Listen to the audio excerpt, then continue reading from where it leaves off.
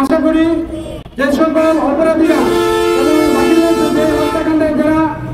হত্যাকারীরা রয়েছে বাকি তাদেরকে অতি দ্রুত গ্রেফতার করার আজকের এই মানববন্ধন থেকে আমরা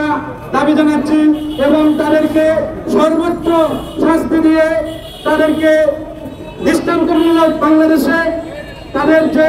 শাস্তি হবে সেই শাস্তি থেকে যেন কোনো গণমাধ্যম কর্মীর দিকে যেন চোখ তুলে এই চাঁদাবাজরা তাকাতে না পারে আমরা এই প্রত্যাশা এবং আশা রাখি। এবং বর্তমান সরকারের কাছে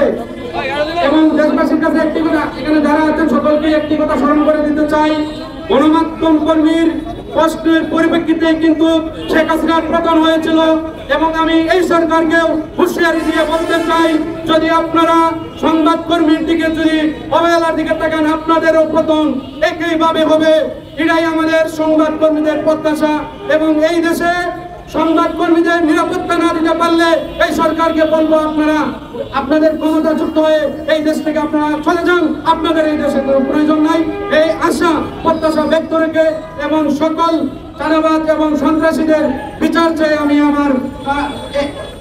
বক্তব্য এখানে শেষ করলাম। আসসালামু আলাইকুম ওয়া রাহমাতুল্লাহি ওয়া বারাকাতুহু।